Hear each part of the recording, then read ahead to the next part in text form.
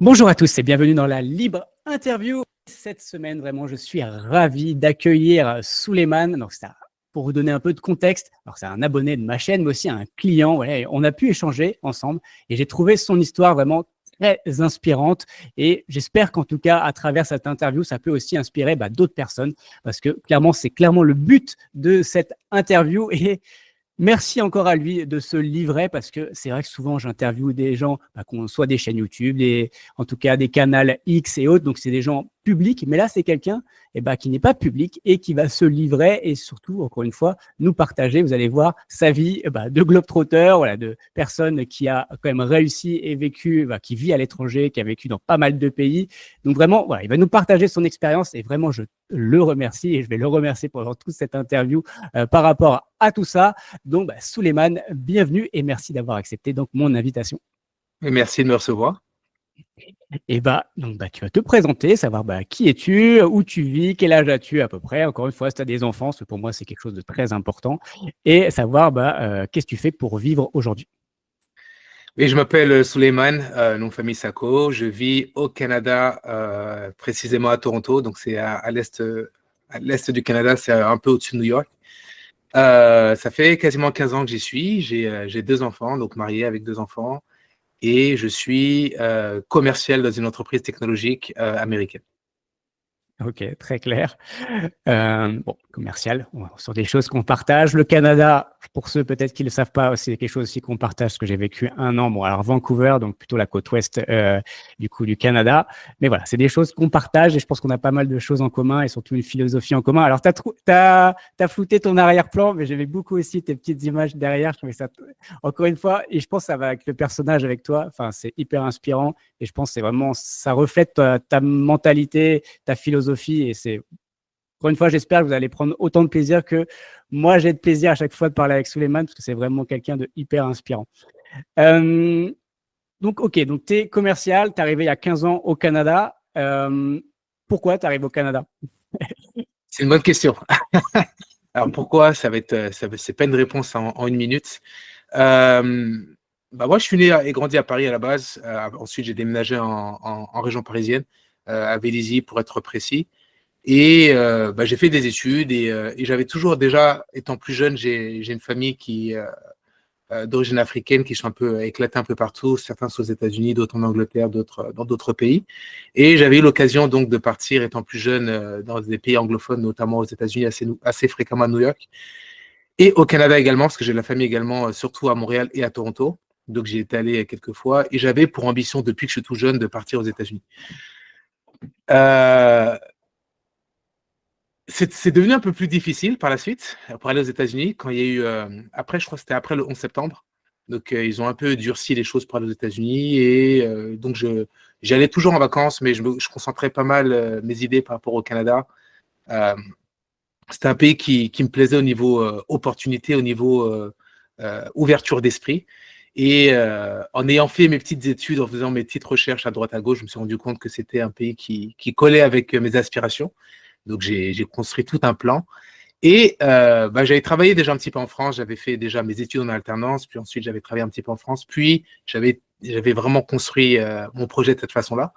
Et j'ai sauté le pas. J'ai commencé avec ce que je pense beaucoup de gens ont fait, le PVT. Donc, j'ai fait un PVT. Je suis parti au Canada. Et 15 ans plus tard, j'y suis toujours. Donc, c'est ça.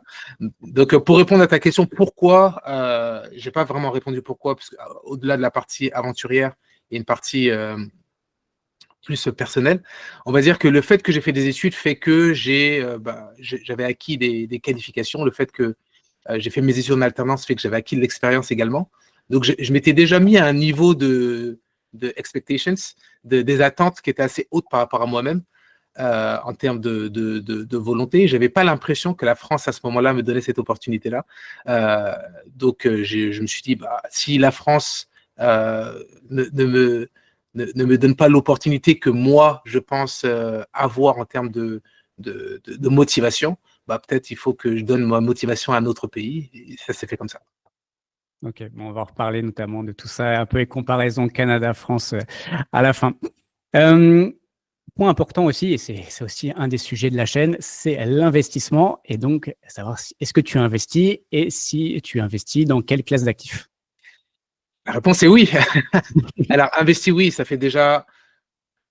Alors, pour commencer, déjà, si je rentre un petit peu, j'ai commencé mes études supérieures avec un BTS Banque. Donc, j'avais déjà commencé à. Les premiers investissements en bourse, ça avait commencé à peu près en 2006, 2006-2007. Pour les gens qui me connaissent, ils savent que je fais partie des gens qui investissent sur ces marchés-là il y a très longtemps. Donc, je suis toujours sur la bourse, je suis toujours. Ensuite, j'ai fait de l'immobilier directement. Donc, j'ai commencé avec ma résidence principale, puis après quelques résidences locatives. Pour expliquer un peu, j'en ai un peu au Canada, un peu aux États-Unis, un peu en Afrique, un peu en Turquie aussi. Et, et, euh, et je aussi la crypto.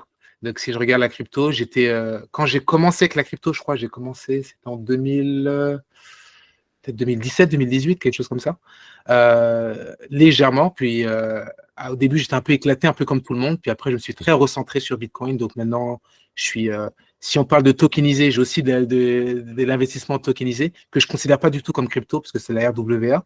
Mais si on regarde sur la crypto pure, je suis purement Bitcoin maintenant. Et en tokenisé, peut-être on en parlera, mais je suis sur plusieurs plateformes tokenisées. Ok, oui, on va en parler, ça c'est sûr. Voilà, ça fait partie encore une fois des thèmes habituels de la chaîne. Ok, ça représente donc c'est sur beaucoup de choses en tout cas. Donc bourse, immobilier physique, un peu de crypto, enfin Bitcoin, on va même pas dire crypto, on va dire Bitcoin, RWA. Ça rep- c'est quoi à peu près les répartitions aujourd'hui? Est-ce que tu es comme un Français moyen, c'est-à-dire qui est beaucoup plus immobilier, ou est-ce que tu es comme plus un Américain moyen qui est beaucoup plus bourse? Je pense que je suis plutôt comme un Américain moyen. Je suis plutôt comme un Américain moyen. Si on regarde au niveau pourcentage, je dirais l'immobilier représente peut-être 50%, 50% de mon patrimoine financier. Je dirais la bourse, peut-être un bon 40%, un bon 40%.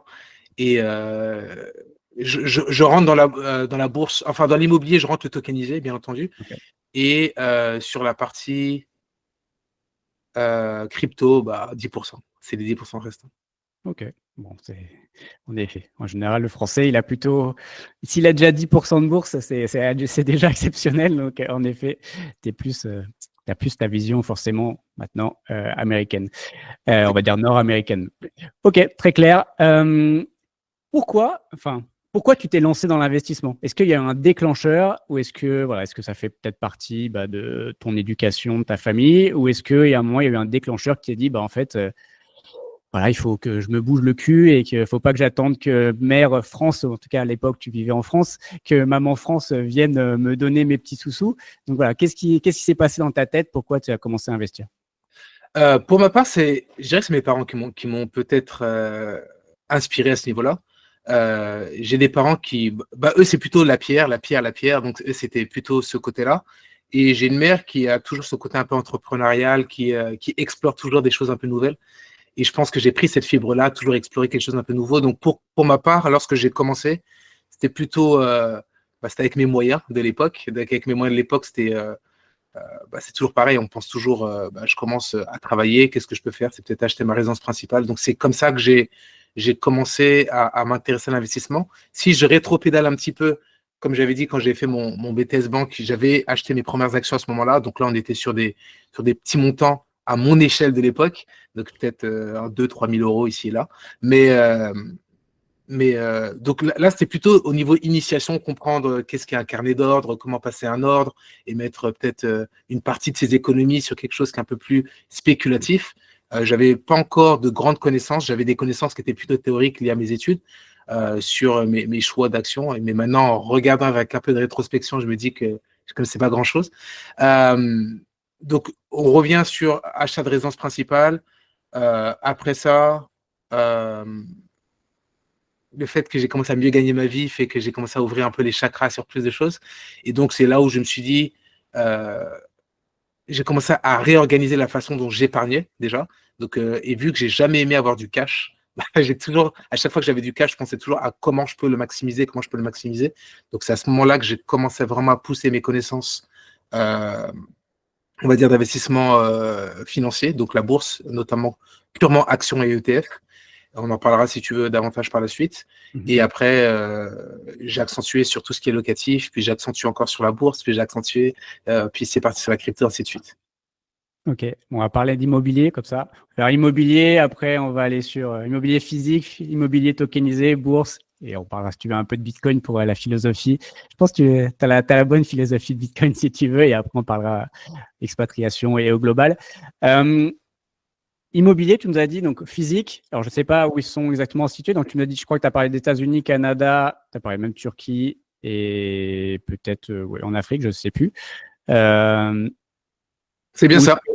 Comment tu gères aujourd'hui, parce que bah, tu vis au Canada, comment tu gères des biens bah, aux États-Unis, en Turquie, ailleurs, comment tu gères tout ça? Alors, pour le Canada, moi, je suis basé en Ontario. C'est la province anglophone là, à Toronto, pour les gens qui connaissent.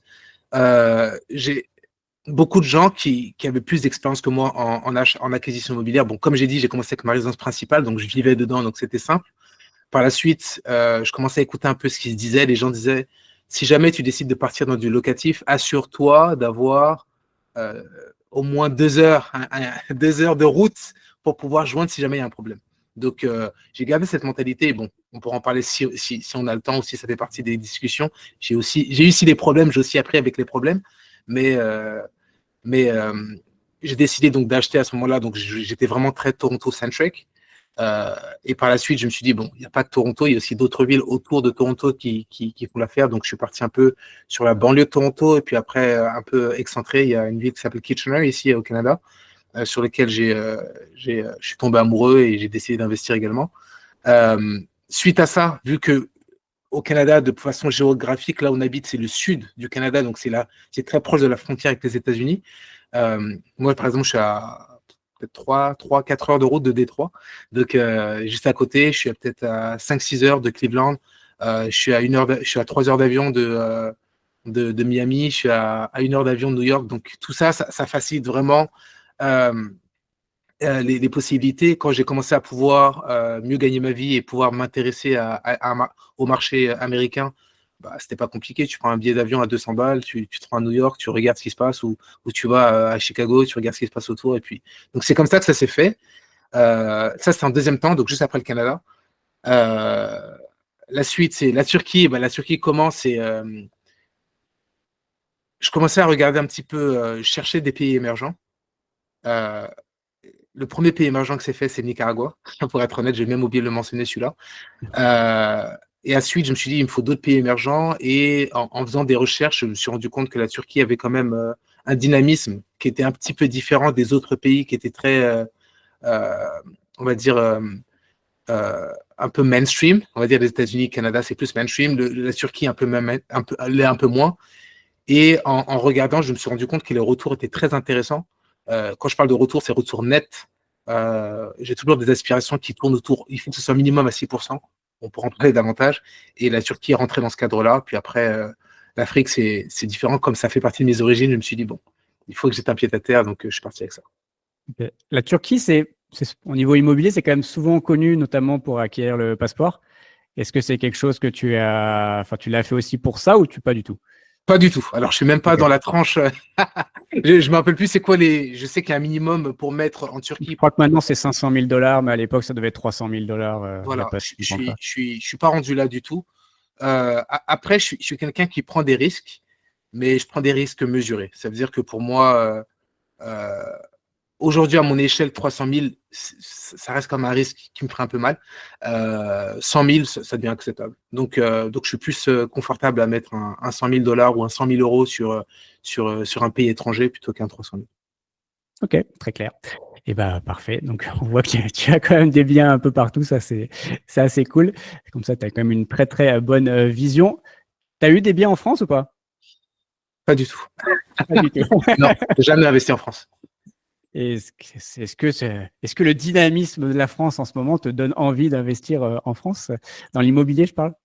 Pas du tout. Alors, je suis désolé pour ceux qui écoutent et qui sont très chauvins avec la France. J'adore, je suis français, je suis très rattaché à mon pays, la France.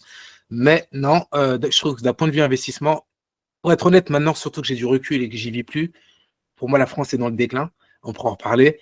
en déclin sur plein de niveaux, plein de niveaux. Ça veut dire que la France, enfin l'Europe surtout, s'amuse à mettre constamment des régulations. J'adorerais pouvoir être plus social et pouvoir aider, et je pourrais m'inscrire. Mais le problème, c'est que dans cette démarche-là, mais le problème, c'est que si la France ne facilite pas un petit épargnant comme moi à investir dans un pays pour pouvoir aider les autres, bah, je le fais pas, quoi, tout simplement.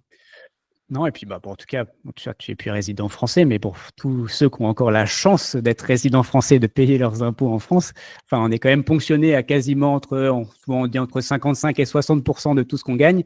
Donc, je pense qu'on aide largement, en tout cas, et qu'il y a une redistribution assez importante en France. Donc, je pense que largement, enfin, qu'il n'y ait pas forcément besoin, encore une fois, encore une fois, à chacun à son échelle, mais encore donner, on donne déjà beaucoup via l'État. Alors, je pense que c'est clairement pas la bonne solution. Je préférerais, encore une fois, qu'on ait une imposition plus normale, j'en sais rien, je sais pas, j'ai pas le bon mot. Et après, en effet, que chacun aide de son côté. Je trouvais ça beaucoup plus, encore une fois, beaucoup plus sain, et ce qui est fait dans beaucoup de pays. Enfin, clairement, souvent des pays anglo-saxons, que ce soit Canada, États-Unis ou tout ça. Enfin, en général, voilà, on a une imposition quand même qui est beaucoup plus saine. Et après, il y a beaucoup de gens qui sont dans les associations, il y a beaucoup de gens, voilà, qui donnent, qui font des dons, il se passe beaucoup de choses. Nous, en France, il y a encore une fois, il y a beaucoup d'associations, mais je trouve que voilà, c'est souvent fait à mauvais escient. Les dons, c'est souvent fait, encore une fois, pour réduire son enveloppe fiscale. Il y a toujours ce côté-là, en fait. Alors, de partir, on va dire, d'une bonne intention et encore une fois, voilà, donner et voilà, partager avec des gens, c'est hyper beau. Et en fait, en France, c'est un peu perverti par ce côté, justement, bah, voilà, payer moins d'impôts parce que bah, ouais, on est tellement ponctionné qu'en fait, c'est un peu. En tout cas, moi, ça me plaît pas. Cette vision, cette mentalité, clairement, je trouve ça presque triste. Enfin, voilà, Tu prêches à convaincu. Voilà, c'est clair. Bon, je pense que beaucoup de gens sont d'accord là-dessus. Ok, donc bon, immobilier physique, tu en as quand même pas mal. Et ben, on parlait un peu de modernité avec de l'immobilier tokenisé, donc RWA. Donc, sur quelle plateforme tu investis aujourd'hui en immobilier tokenisé? Je suis à 81, au moins 95%, voilà, voire 98% sur Realty. J'ai découvert Realty, je ne sais même pas il y a combien d'années, mais ça fait quelques années déjà que j'y suis. Étant ici, je regardais peut-être ce qui se passe. Je ne sais plus, je pense peut-être je naviguais sur YouTube et j'ai vu la plateforme. J'ai commencé à petits pas, puis après je suis allé full force sur Realty. Donc le projet m'a séduit. Je me suis dit, bon, pour le moment, c'est que des mots. J'y suis allé légèrement, puis après j'ai commencé à augmenter mes positions, puis après je mettais petit à petit, mois par mois, jusqu'à un moment où je commençais à mettre des sommes beaucoup plus importantes. J'ai essayé d'autres plateformes. Alors, je suis un petit peu sur Rental, grâce à toi d'ailleurs. Grâce à toi, c'est toi qui as parlé de cette plateforme et c'est toi qui a démocratisé cette plateforme, en tout cas vis-à-vis de moi. Donc, je te remercie déjà par rapport à ça. Donc là, j'ai commencé, j'ai pas mis grand-chose. Enfin, pour moi, pas grand-chose, encore une fois. Toute proportion gardée, mais j'ai mis, ça représente peut-être 2-3% de ce que j'ai mis par rapport à Realty. Voilà, exactement. Et j'ai exploré d'autres plateformes parce que enfin, il y avait d'autres plateformes. Je ne ferai pas nécessairement la pub de ces plateformes-là, mais il y a d'autres plateformes sur lesquelles j'ai vu des intérêts. J'ai regardé, les sites sont mieux faits, je trouve, par exemple, que Realty. Donc, je pense que l'effort a été fait à ce niveau-là. Vu que comme je l'ai dit tout à l'heure, vu que j'ai approfondi mes connaissances en crypto, du coup, j'ai une connaissance assez forte sur tout ce qui est blockchain. Et j'ai décidé de façon volontaire de ne pas nécessairement mettre mon argent sur certaines blockchains. Non pas parce que je ne les aime pas, mais parce que j'ai un manque de confiance. Et si une plateforme qui fait de la RWA décide d'aller sur ces blockchains, qui sont pour moi un peu, qui manquent soit de transparence ou manquent de sécurité, bah, volontairement, je décide de pas collaborer avec ces plateformes. Ok, bon, ça donne des idées un peu sur de quelle plateforme tu peux parler, mais voilà. Bon, il y a des. En général, c'est soit Gnosis avec Realty / Polygon et bon, Rental Polygon. Voilà. Après, sur autres blockchain, bon, il y a Algorand, je crois qu'il y a une plateforme sur Algorand, il y en a d'autres sur Multiversix et autres. Bon, voilà, ça, je suis d'accord, on évite ce genre de plateforme. Je suis pas très convaincu non plus. Du coup, tu n'as pas dit, ça fait combien de temps à peu près tu es sur Realty? Ça va faire quoi, 3-4 ans? Je pense, ouais. Au moins 3 ans. Ouais. Au moins 3 ans. Ok, donc là, Ouais, on j'ai jamais traqué réellement. J'aurais dû regarder. Mais je pense, ouais, ça doit faire en 2025. Ouais, ça doit être à peu près 3 à 4 ans. Et qu'est-ce qui t'a attiré du coup? C'est le fait qu'ils étaient canadiens aussi? C'est le fait que ce soit au début à Détroit, que c'était pas loin de chez toi? Qu'est-ce qui t'a attiré? Le fait qu'il soit canadien m'a pas plus séduit que ça, parce que ils se vendent pas comme des Canadiens, ils se vendent plus, je trouve, comme des Américains, même s'ils le sont pas du tout, à mon goût. En tout cas, ils le sont pas du tout. Et, Et on grandit en Suisse, hein, donc vraiment. exactement, exactement. Et en réalité, c'est ce qui m'a séduit, c'est je trouve qu'ils y allaient pas par pas et qu'ils essayaient pas d'y aller trop vite. Après, il y avait ce côté communautaire qui était très très très fort, qui m'a séduit. Et quand j'ai vu qu'ils ont une communauté qui est si engagée, je me suis dit bon, si les gens ont plus tendance à aboyer quand les choses se passent mal. Et là, je trouvais que les gens se plaignaient plus du fait que ça partait vite plutôt qu'autre chose. Donc, je me suis dit, bon, c'est un bon problème à avoir quand je me mets dans les chaussures de Realty. Et clairement, ce qui m'a fait y aller, c'est l'accessibilité et aussi le fait qu'on peut y aller pas par pas. Et voilà. Est-ce que tu avais quand même quelques freins ou pas? Oui, ah oui. Alors, les freins, je peux en parler. Euh, et c'est un frein que j'ai toujours d'ailleurs.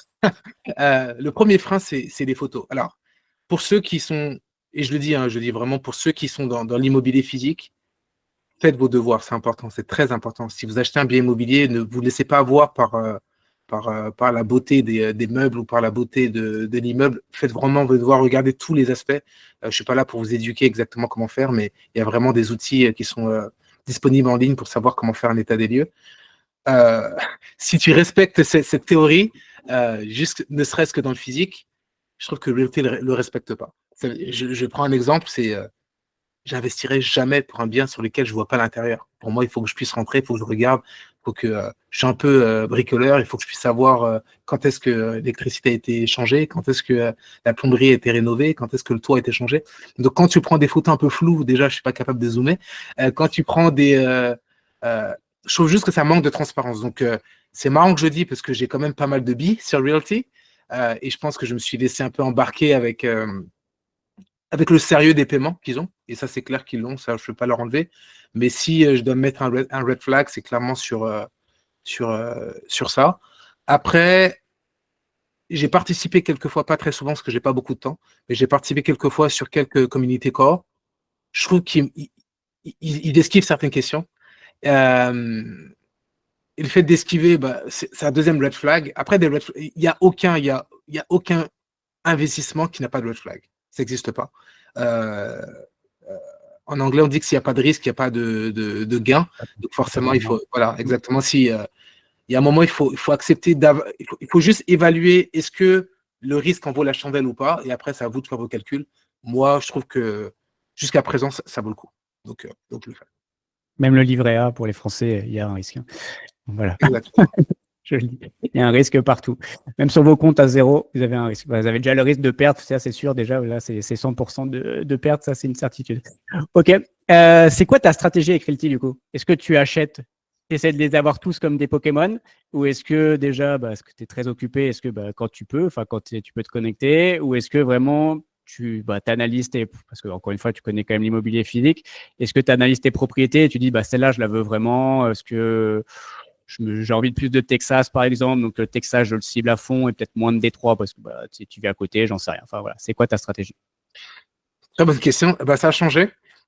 Au début, ma stratégie était plus basée sur les immeubles. Je voulais des immeubles tout simplement parce que je trouvais que je lissais le risque. C'est-à-dire, si un locataire ne payait pas, il y avait d'autres unités dans l'immeuble qui pouvaient payer. Et si jamais il y avait, je sais pas, des, euh, des vacations saisonnières, je pouvais me rabattre sur d'autres personnes qui payaient. Donc, au début, j'ai accentué ma stratégie là-dessus. Donc, je n'achetais que des immeubles. Il fallait au moins qu'il y ait 2 unités ou plus. Euh, Par la suite, j'ai changé.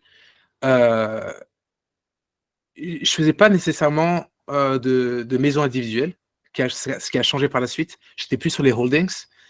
Sur les holdings parce que ça restait toujours dans le même esprit. Ça restait des maisons individuelles, mais comme le ownership, il était sur plusieurs maisons, ça restait un peu comme si c'était un immeuble.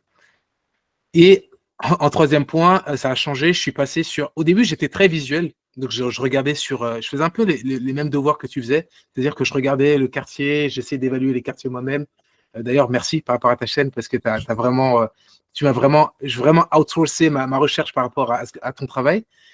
Et, et par la suite, bah, je suis toujours très select. Hein. Ça veut dire qu'il y a des biens, j'en veux même pas, je regarde même pas. Ça veut dire que si, si le deck il est un peu penchant, non merci. Si le toit, je vois une tuile qui est pas mise, non merci.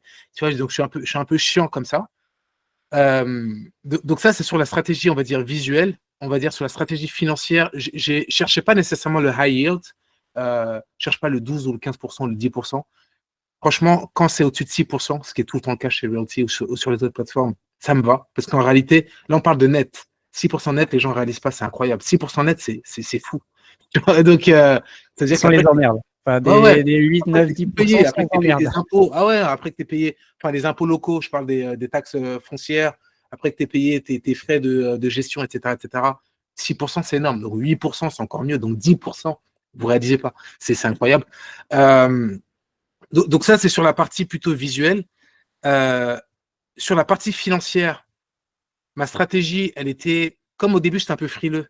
Parce que j'ai commencé avec $1000, puis après $1500, puis après $1800, puis après $2000. Après, quand j'ai commencé à être confiant, j'ai commencé à injecter des $1000.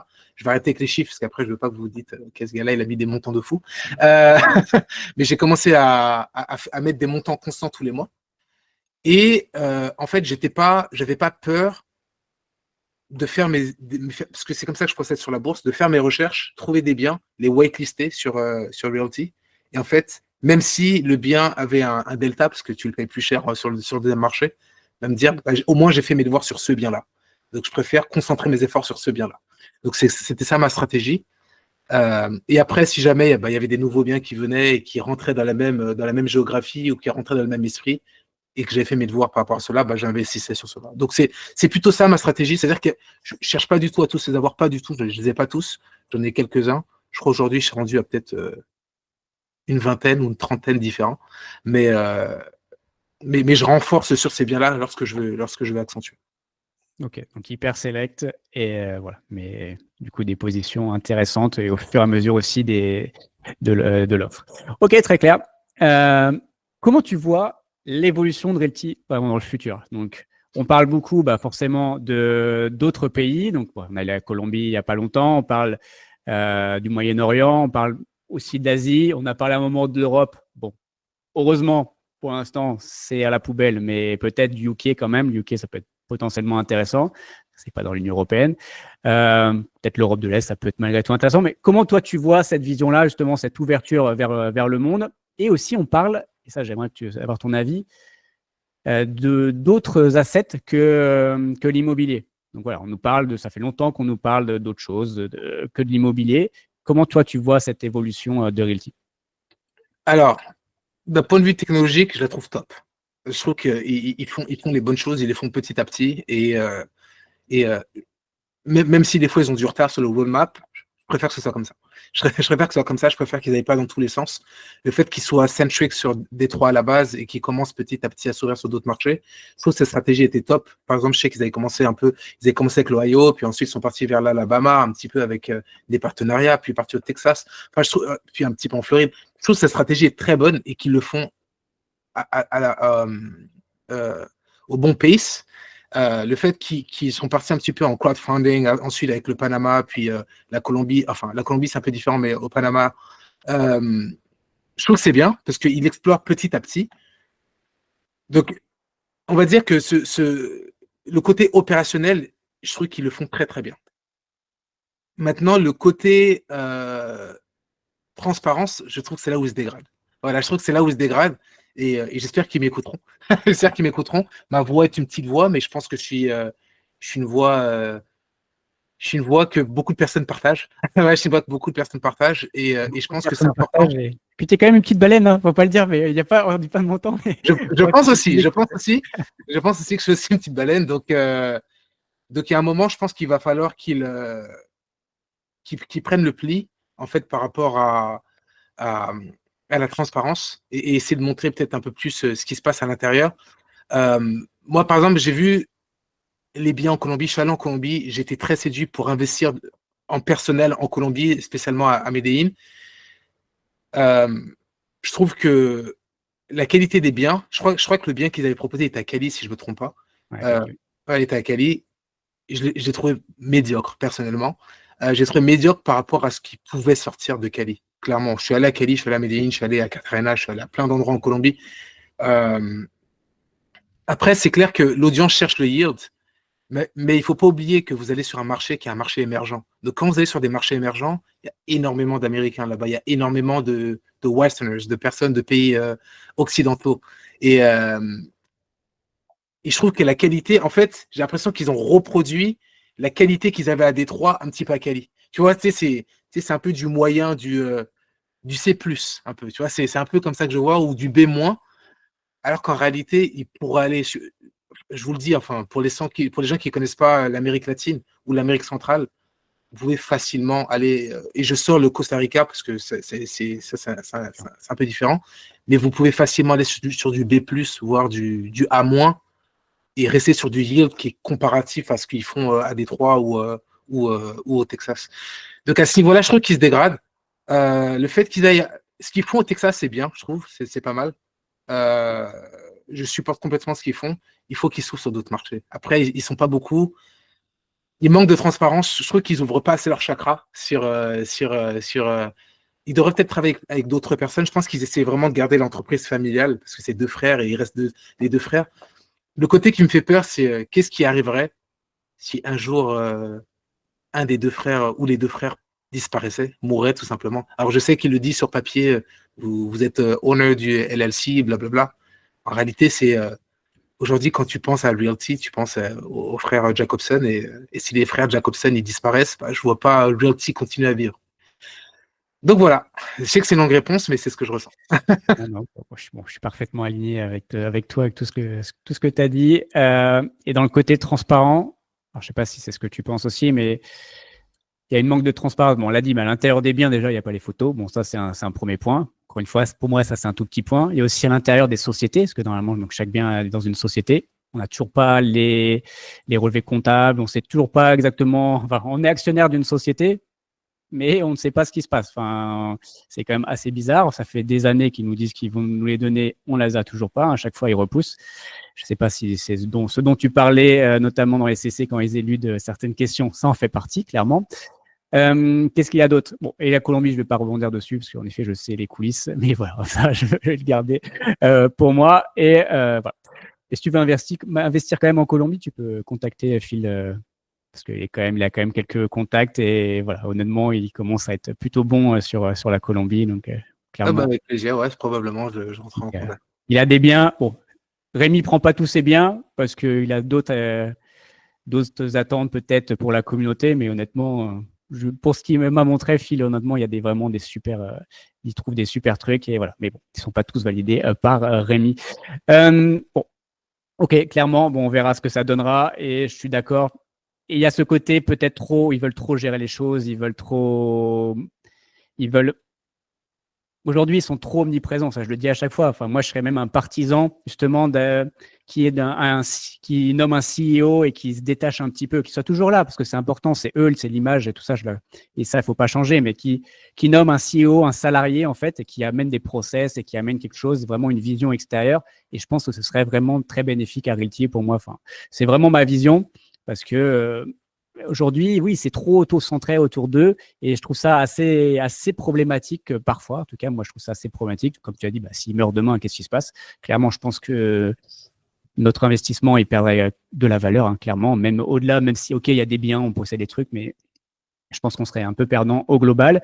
Et leur façon de faire du business, ils font du business comme, en tout cas, entre eux. Enfin, encore une fois, qu'on a une société, mais qui est juste pour nous. Voilà, ils avaient des SCI, ils géraient des biens, mais c'est pour eux. Là, c'est pour le public, et c'est pas la même chose. Parce que les sociétés, quand c'est pour toi, bah, tu sais, t'as pas besoin de te communiquer tous les comptes parce que tu sais ce qui se passe. Mais là, quand tu as peut-être 5 000 clients, bah, c'est pas pareil. Et ça, ils ont vraiment du mal à donner, à lâcher les choses, à lâcher les infos.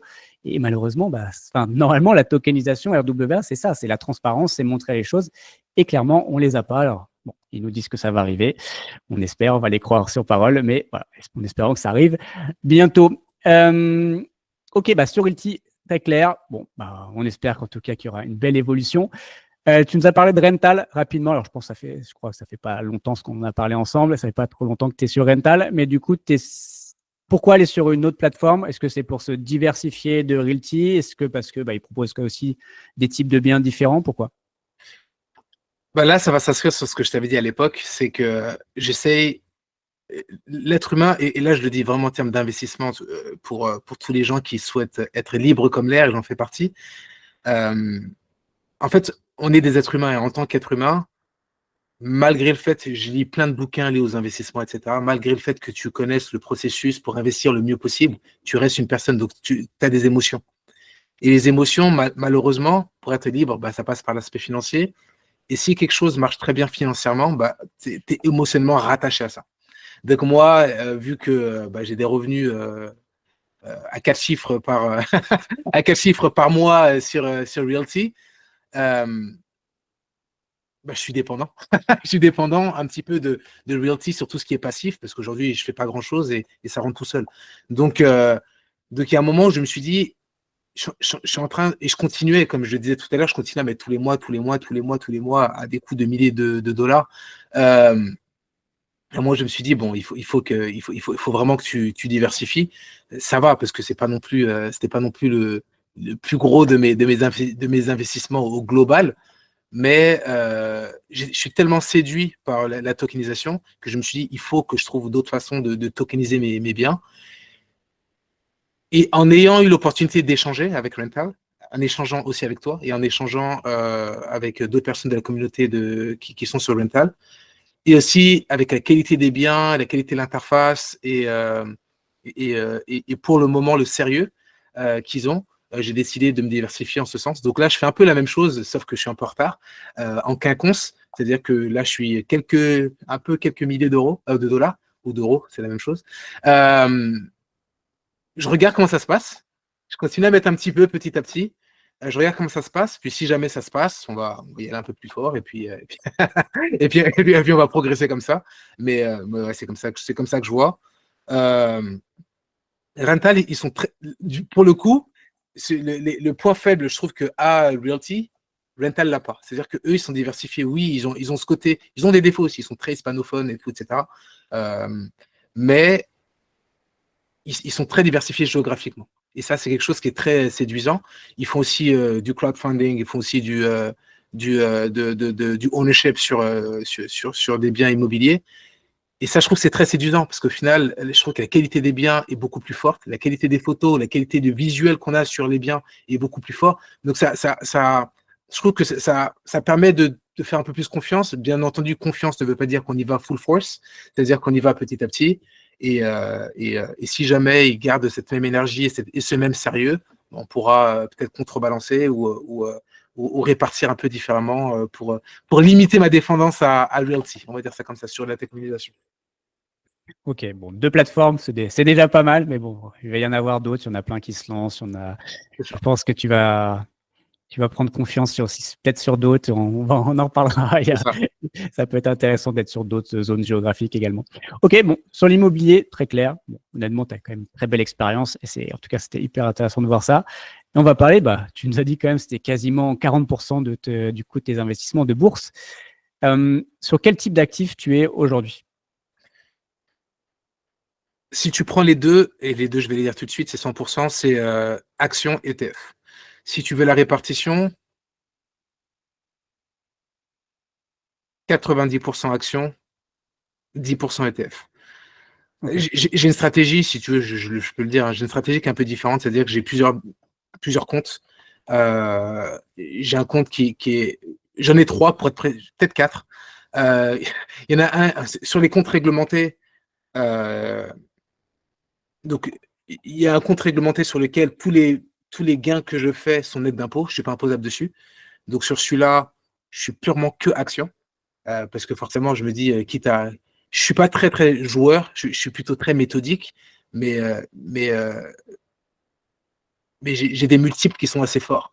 Donc le fait que je peux avoir des gains qui sont relativement forts, je préfère les mettre sur des enveloppes de comptes, ce qui me permet de défiscaliser un maximum, plutôt que de le mettre sur d'autres supports.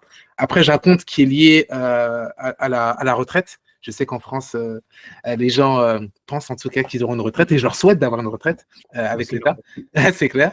Mais je ne fais pas confiance au système. Je veux être libre comme l'air. Donc, sur cela, je suis un peu plus diversifié, on va dire. Je suis un peu plus 70% actions et 30% ETF. Donc, sur l'ETF, je suis complètement programmé. Je fais que du DCA, DCA, DCA, DCA. Donc, pour les gens qui ne savent pas ce que c'est dans le cost averaging. Donc, ça veut dire que tu mets le même montant sur le même fonds, sur le même fonds, sur le même fonds. Donc, moi, j'ai 3 fonds sur lesquels je fais une rotation. J'ai le SP 500. J'ai les fonds growth. Donc, que les valeurs qui sont sur la croissance. Et j'en ai un troisième qui est sur cybersecurity, donc basé sur la cybersécurité. Donc un qui est sur les 500 plus grandes entreprises, donc c'est pas que du technologique, même si c'est une dominance technologique. Il y en a un qui est purement que technologique parce que je suis sur growth, et l'autre qui est plutôt sur la cybersecurity pour des questions de conviction. Et sur les 3, je mets le même montant tous les mois. Tous les mois, j'accentue.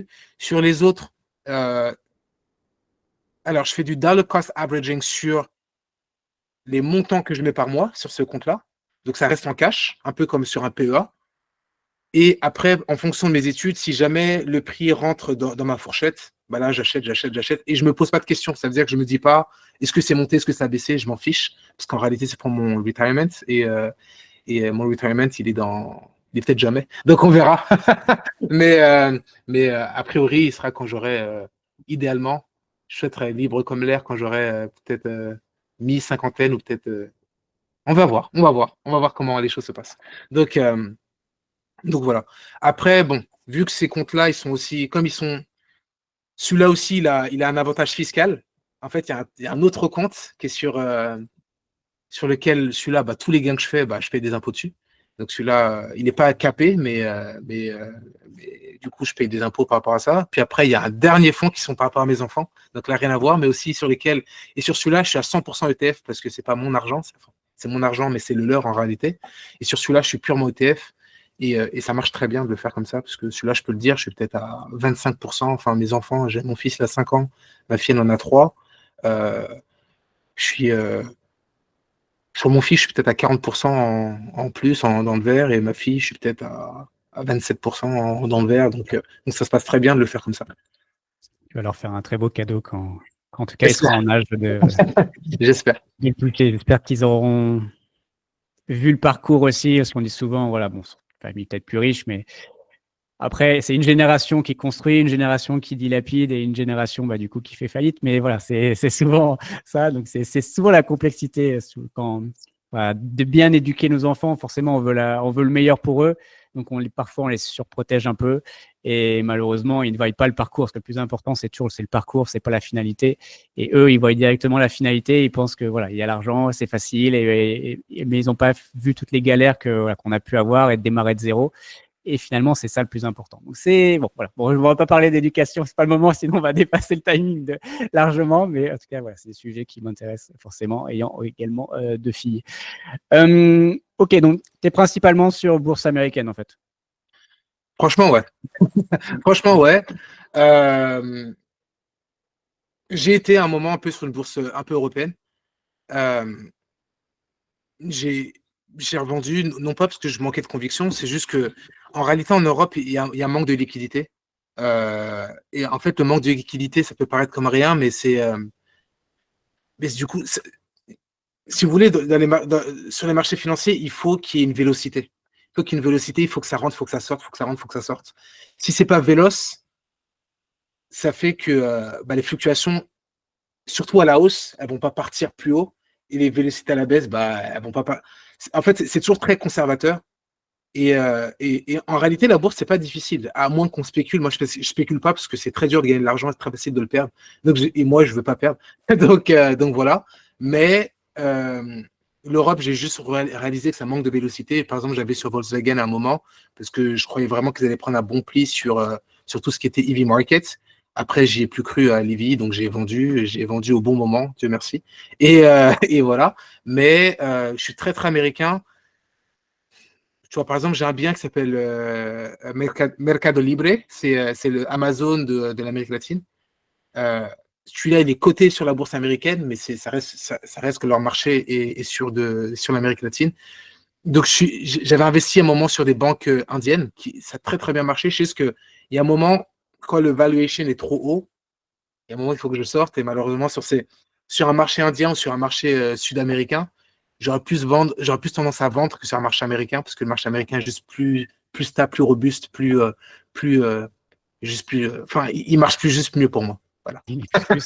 Il est plus. Au Voilà. final, tout le monde veut aller sur ce marché-là, quoi. Voilà. Faut être honnête et avant que le marché américain s'effondre, tous les autres risquent de C'est ça. s'effondrer, et notamment le marché européen, malheureusement. Et pour rebondir sur ce que tu as dit, notamment sur les actions européennes, en fait, c'est pas qu'il n'y ait pas de belles actions européennes. Il y en a des très, très belles. Enfin, honnêtement, on a la chance d'avoir des magnifiques actions, des magnifiques entreprises.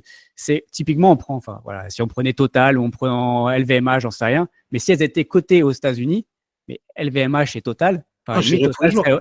serait au Hein. niveau de Chevron. Hein. Enfin, limite, ce serait la même capi que Chevron. Parce que franchement, ils sont quasiment aussi bons. Voilà, enfin, Si, si. franchement, ok. Mais la capi, elle est beaucoup moindre parce que les côtés à Paris et que forcément c'est moins liquide et que, comme tu l'as dit, voilà, il y a moins d'argent qui est déversé aussi à Paris. C'est peut-être pour ça qu'ils pensent aussi, pas que pour les impôts, mais qu'ils pensent à aller ce côté aux États-Unis. Je pense qu'au bout d'un moment, ils sont pas bêtes. Hein. Ils savent que très bien qu'aussi leurs actions vont faire quelques multiples. Donc voilà, c'est sans doute aussi un peu pour ça. Ok, bon très clair. Donc principalement États-Unis, c'est très clair. T'as pas de PEA, on est d'accord? Non. Je peux pas. Je vis pas. Je suis Ouais, pas mais t'aurais pu résident l'ouvrir. européen. T'aurais pu l'ouvrir et après on J'aurais a pu l'ouvrir. même. Effectivement, T'aurais j'aurais pu pu l'ouvrir. l'ouvrir et le garder. En réalité, non. Mais je peux le dire, hein, franchement, pour les gens qui vivent en France, vous savez, vous avez tellement d'impôts. Enfin, et puis, il y a l'impôt clair et il y a l'impôt déguisé. Pour moi, les prélèvements sociaux, c'est un impôt. Pour moi, quand on paye la CRG, CRDS, c'est un impôt. Donc, en fait, ça vient manger sur mon argent et non, quoi. Donc, en fait, déjà, le PEA, il limite aux boîtes européennes. Déjà. Donc, déjà, c'est très restrictif pour moi. Et de deux, vous avez toujours votre côté social là, qui me prend la tête. Et je suis social, attention, hein, c'est pas que je ne suis pas, mais pour moi, je préfère que l'argent me revienne et que je le redistribue moi de mon plein gré, parce que c'est quelque chose que je tiens à cœur, plutôt que d'essayer de me la faire passer de cette façon-là. Donc, j'ai décidé pour ces raisons-là à l'époque, de ne pas avoir de PEA et de ne pas conserver mon PEA quand j'étais en France. Oui, bon, on va pas rentrer dans les débats comme l'USAID, notamment, qui arrive en ce moment. Voilà. Enfin, en tout cas, avec les impôts, l'idée, c'est que, encore une fois, on choisit pour quel type d'action qui nous intéresse. Je trouve que c'est beaucoup plus, enfin, je pense que c'est beaucoup plus intéressant, quoi. Et C'est encore ça. une fois, les gens sont généreux en général. Enfin, même la grosse majorité des gens sont généreux, mais ça devrait être à nous de choisir pour quel type d'association on veut aider, pour quel type, voilà, de bienfaits. Voilà, si vous voulez contribuer pour la recherche pour le cancer, allez-y. Enfin, voilà, si vous voulez, c'est à vous de choisir des choses qui vous touchent. Et après, malheureusement, parfois, votre argent est utilisé pour des choses peut-être qui sont à l'encontre même de vos convictions et vous ne choisissez pas. Et ça, je trouve ça un peu plus dommage. Et voilà, mais bon, c'est la beauté de la France et de l'Union européenne. Et bien justement, on va parler, allez, on parle que Bitcoin, parlons un peu de Bitcoin rapidement, et après on parlera Canada, France, Europe et tout ça. Pourquoi aujourd'hui tu es que sur le Bitcoin? Quand j'ai commencé, un peu comme tout, hein, quand j'ai commencé à investir, euh, j'étais un peu partout. J'étais un peu partout. En fait, j'écoutais plus ce qui se disait plutôt que d'être plutôt sur des convictions. Pour être honnête, et je le dis vraiment, la crypto, c'est le Far West aujourd'hui. Ça l'est toujours. Hein. Ça l'était encore plus à l'époque quand j'y étais en 2017-2018. Euh, Clairement, mais malgré le fait que j'ai commencé avec Bitcoin à l'époque, je me suis rendu compte que j'ai compris Bitcoin 2, 3 ans plus tard. Donc, je pensais avoir compris en ayant vu des vidéos, en ayant lu des livres dessus. En fait, tu ne le comprends pas tout de suite, ça prend un peu de temps pour le comprendre. Euh, la réalité, c'est que la crypto est une technologie.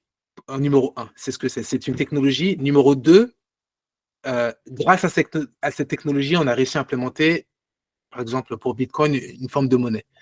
En termes de conviction personnelle, vu que moi j'ai des origines africaines, et que j'ai toujours été passionné d'économie, pour moi, l'économie va avec l'argent. Pour moi, tu ne peux pas dissocier l'un et l'autre. Quand on crée une blockchain ou une crypto, peu importe comment on veut le dire, c'est pour résoudre un problème. Pour moi, 99,9% des cryptos aujourd'hui sur le marché ne résoudent aucun problème. Et pour moi, il y en a une qui le résout, et j'en suis intimement convaincu, c'est Bitcoin. Pourquoi elle la résout? Juste par son consensus, le fait que ce soit proof of work, le fait que ce soit decentralized, le fait que le créateur ne s'est jamais révélé. Il y a plein d'éléments qui font que c'est ce que c'est. Et pour revenir sur ce que je disais par rapport à mes origines, je pense que la faiblesse des pays en développement, c'est qu'ils n'ont jamais réussi à développer leur monnaie. Et c'est dû au fait que les pays occidentaux, dont je fais partie, secrètement les empêchent de développer leur monnaie. Et pour moi, il y a une résolution à ça. Et pour moi, c'est Bitcoin. On ne va pas parler du franc CFA. Hein. Voilà, exactement. Exactement. Et pour moi, la résolution à ça, c'est le Bitcoin, puisque personne ne peut censurer le Bitcoin. On peut, d'une façon, manipuler le marché, de façon... mais l'adoption, si un pays décide d'adopter Bitcoin, personne ne peut rien faire, personne ne peut s'y opposer, personne ne peut faire quoi que ce soit. Après, il y a... Pour moi, si on prend Ethereum, c'est une technologie très, très intéressante et qui, pour moi, complétait les trous qu'avait Bitcoin avec le smart contract, d'où on parlait de tokenisation tout à l'heure. Aujourd'hui, je n'ai pas besoin de connaître qui me vend le token, c'est grâce à un smart contract. Donc ça, je trouve que c'est une technologie incroyable, ça c'est clair et net. Maintenant, il ne peut en rester qu'un. C'est un peu comme Highlander. Il ne peut en rester qu'un. Pour moi, Ethereum, par exemple, c'est pas une monnaie. Pour moi, Solana, c'est pas une monnaie. Pour moi, c'est des technologies qui permettent de faire certaines choses. Donc, pour moi, par exemple, quand je pense au RWA, donc tout ce qui est lié, ça me facilite par rapport à quelque chose de réel. Mais c'est pas une monnaie. Pour moi, monnaie, il y en a qu'un, c'est Bitcoin. Donc, une fois que j'ai réussi à centraliser et à comprendre ce schéma de pensée et à l'accentuer, je me suis dit, mais ça sert à rien de se diversifier, reste sur une chose. Et je fais exactement ce que je fais sur la bourse, je fais exactement ce que je fais avec la tokenisation, c'est que je mets tous les mois un montant, tous les mois. Ça monte, je mets, ça baisse, je mets. Et je mets le même montant, je réfléchis pas. Je mets. Donc voilà pourquoi Bitcoin, si j'ai bien répondu à la question. Tu as bien répondu. Pour toi, c'est une réserve de valeur ou c'est une monnaie? Ou les deux? Les deux. Les deux, parce que déjà, il bouge pas, il y en a 21 millions. Enfin, aujourd'hui, il est inflationniste parce qu'on peut le miner encore, mais on va dire qu'il est assez stable. On va dire qu'il y a plus de 95% de la supply qui est déjà minée. Donc, pour moi, c'est une réserve de valeur et c'est une monnaie. Bien entendu, pour moi, la partie monétaire, elle va surtout se développer sur la deuxième chain. Enfin, je ne vais pas rentrer trop dans la technique, mais clairement, aujourd'hui, si je veux payer en Bitcoin, je serais très content et je le prends. Et pour moi, voilà. Ok. Ça me fait toujours mal de payer en Bitcoin, tu vois, de me séparer de Oui, mes Bitcoins, tu vois, c'est me débarrasser de mes shitcoins comme l'euro, voilà, enfin, limite, ça me fait plaisir presque, mais de me séparer de mes Bitcoins, ça clairement, fait pour mal, moi, je peux pas. Enfin, c'est pas possible, donc c'est clair. voilà, c'est plus compliqué. Ok, et ben on va parler du Canada et un peu la différence, on va dire, entre la France notamment, l'Europe et le Canada, et pourquoi tu as quitté notre beau pays, la France, qui est encore une fois un magnifique pays, et ça, personne ne peut le nier. Mais alors, tu nous l'as un peu dit en intro, voilà, pourquoi vraiment, en profondeur, pourquoi tu as quitté la France et qu'est-ce que du coup tu retrouves au Canada, justement, que tu n'avais pas en France? Bah pour ne pas répéter ce que j'ai dit au tout début, le Canada m'a donné une opportunité. C'est-à-dire que il y a plein de choses sur lesquelles je chie sur le Canada et il n'y a pas de problème. Hein. Ça veut dire que et le Canada n'est pas le pays où tout le monde trouvera son bonheur, pas du tout. Il y a plein de choses sur lesquelles des fois j'y pense même à le quitter. Donc voilà. Mais pour ce qu'il m'a donné hein, sur les années dans lesquelles j'ai passé ici, euh, il m'a donné une opportunité. Déjà, c'est l'opportunité de ne pas être regardé par rapport à des détails. Euh, t'es de quelle couleur de peau, t'es de quelle religion,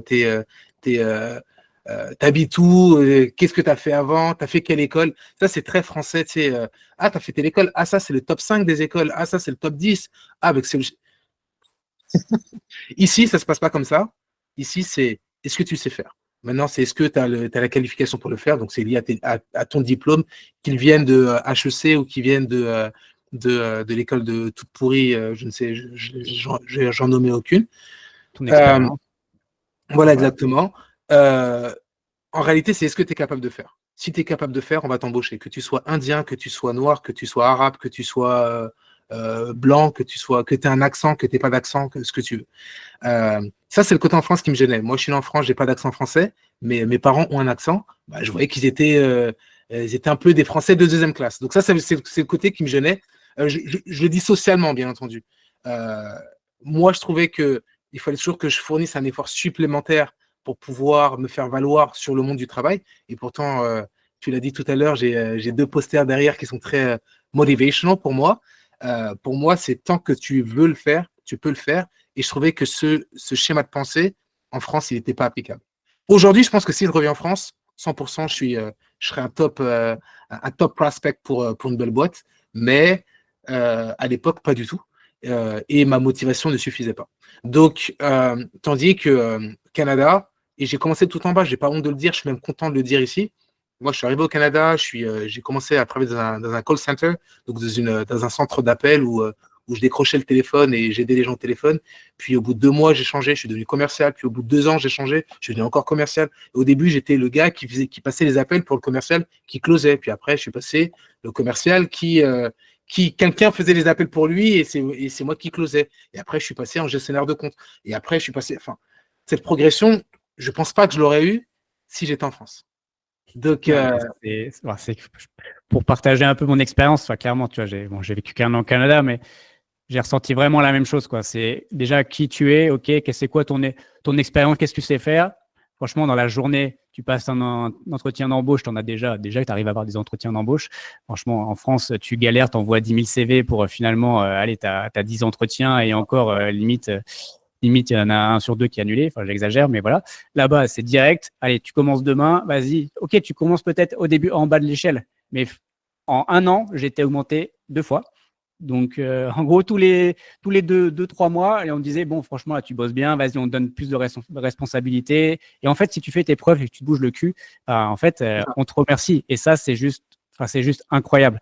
Enfin, est-ce qu'en France, attends, là, on fera un point dans 1 an et on verra et on verra ce qu'on peut faire. Mais tu vois, c'est juste des mentalités très, très différentes.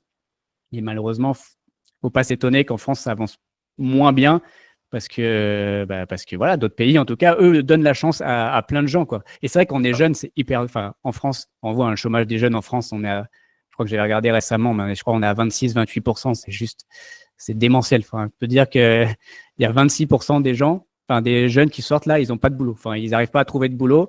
Enfin, putain, mais les mecs, alors, il y en a qui, bien sûr, il y a des feignasses comme partout, mais dans l'ensemble, les gens, ils ont envie. Enfin, j'en vois plein. Il y en a plein de gens qui ont envie de bosser et qui ont envie de se sentir utile et voilà, montrer leurs capacités parce qu'il y en a plein qui en ont des capacités.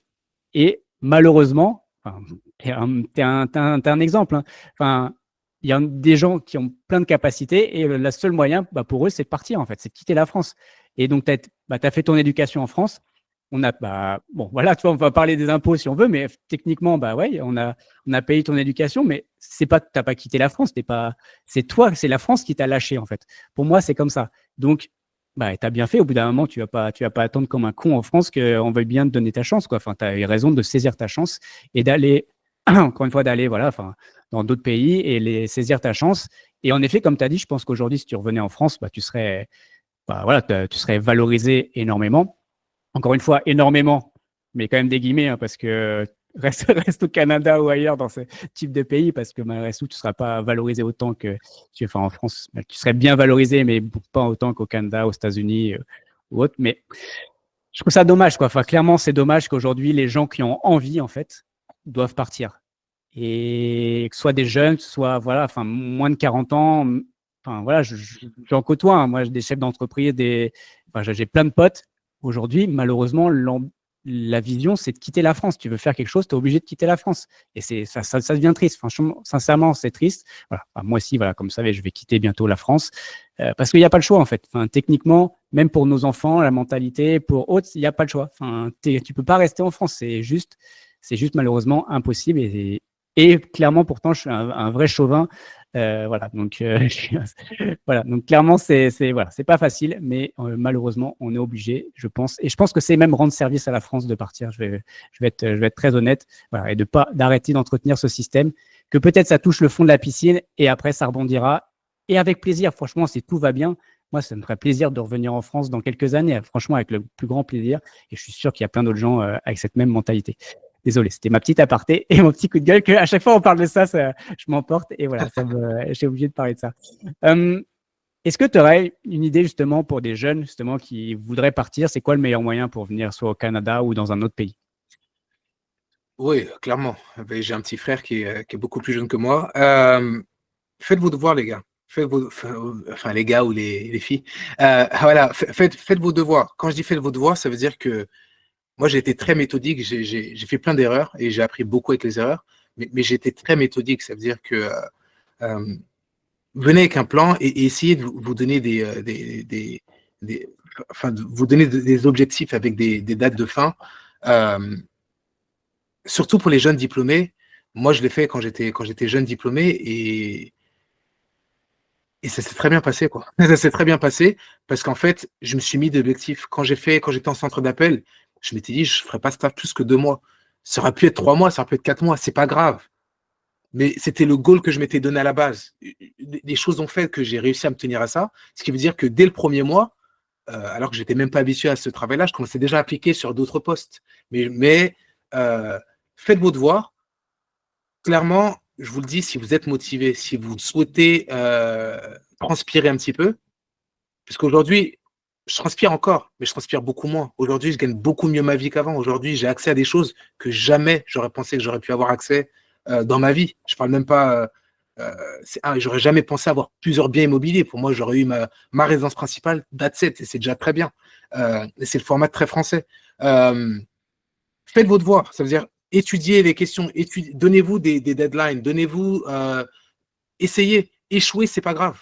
Michael Jordan le disait lui-même. Enfin, le but, c'est pas d'essayer, le but, c'est pas abandonner. C'est-à-dire que si vous essayez quelque chose, ça marche pas, réessayez encore. Si ça marche pas, réessayez encore.